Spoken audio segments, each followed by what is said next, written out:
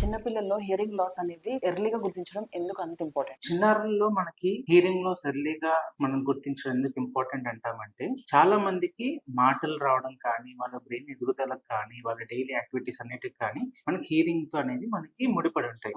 ఇప్పుడు మనకి పిల్లలు చాలా మంది మాటలు లేట్ కిందకు వస్తుంటే వాళ్ళకి వినిపించకపోవడం వల్ల వాళ్ళకి ఇప్పుడు ఏం మాట్లాడుతున్నారు, మన పెద్దలు మనం మాట్లాడింది పిల్లలు మనకి రెస్పాండ్ అవుతారు.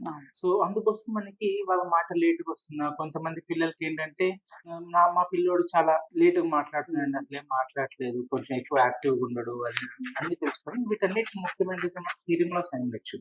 ఎందుకు మనకి ఒక పిల్లోడికి శబ్దాలు వినకపోతే వాళ్ళు మనకి సరిగ్గా రెస్పాండ్ అవడానికి ఆగిపోతారు. సో ఇవన్నీ మనం గుర్తించడం వల్ల ఇప్పుడు పిల్లలు మనం పెద్ద శబ్దాలు వచ్చినా కూడా మనకి దాన్ని రియాక్ట్ అవ్వకపోవడం, రియాక్ట్ అంటే కనీసం తల తిప్పకపోవడము, ఇలాంటివి మనం అబ్జర్వ్ చేస్తూ ఉండాలి.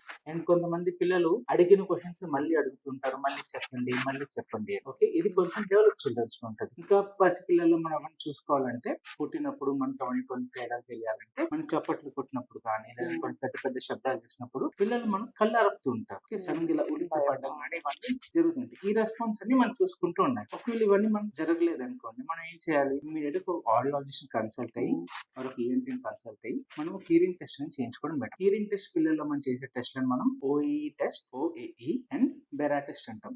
సో ఈ రెండింటి వల్ల మనకి పిల్లలకి లాస్ ఎంత ఉందని మనకు తెలుస్తుంది. ఇది మనం అందుకోసం మనకి ఇంపార్టెంట్.